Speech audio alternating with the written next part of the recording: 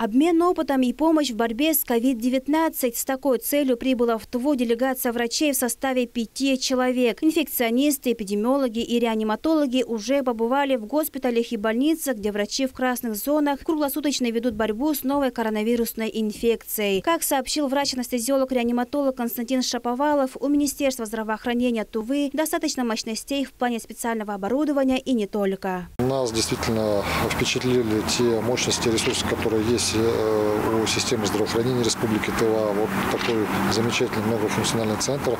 Далеко не каждый регион Российской Федерации может похвастаться такими вот мощностями. Он полностью оснащен всем комплексом интенсивной терапии, всем тем необходимым оборудованием, которое нужно для лечения данных пациентов.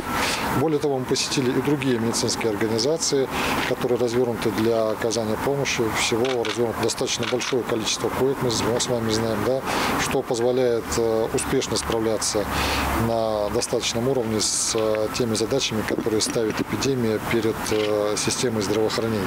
Слаженность коллектива, начиная от младшего медицинского персонала до профильных врачей. Доктор медицинских наук Альвина Емельянова отмечает высокий профессионализм наших тувинских медиков. И вот что хочется отметить, что адекватный подход к терапии в любой группе населения, будь это дети, будь это беременные женщины, будь это старшая возрастная группа, будь это лица молодого возраста. И как действительно было уже сказано, индивидуальный подход к каждому из этих пациентов. Меня впечатлила работа медиков, как я присоединяюсь к словам, которые сказал наш коллега. Их очень самоотверженный труд, особенно реаниматологов, потому что самые тяжелые больные концентрируются в отделении реанимации.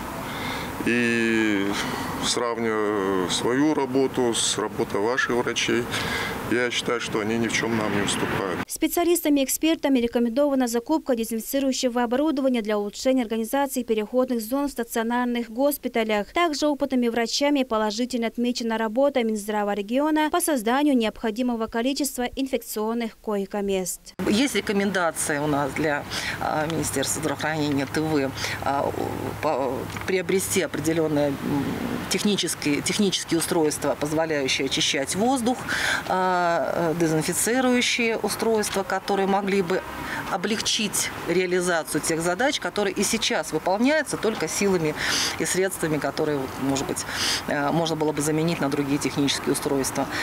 Есть рекомендации по отработке определенных алгоритмов, по обеспечению эпидемиологической безопасности, но это именно рекомендация, которая, в общем-то, способствует тому, чтобы улучшить систему, которая функционирует. У вас очень большой охват госпитализации в условиях, когда вот такая низкая плотность населения, в условиях, когда не всегда возможно оказать качественную медицинскую помощь в отдаленных районах, такой охват госпитализации – это один из выходов из положения. У вас развернуто достаточно много коек. Это тоже очень хорошо. Медикам, которые сейчас работают в красной зоне и борются за каждую жизнь, необходима помощь жителей. И она заключается в соблюдении простых правил и, конечно же, вакцинации. Специалисты отмечают, что обследованные за несколько дней больные с тяжелым течением заболевания не привиты. Теперь помощь должна быть от населения для того, чтобы снизить уровень заболеваемости, снизить уровень тяжелых случаев течения новой коронавирусной инфекции. Должен быть высокий уровень вакцинации населения. Тогда мы все вместе победим эту серьезную, очень непростую, зачастую непредсказуемую инфекцию. Призываю вас, как и мои коллеги, пожалуйста, вакцинируйтесь.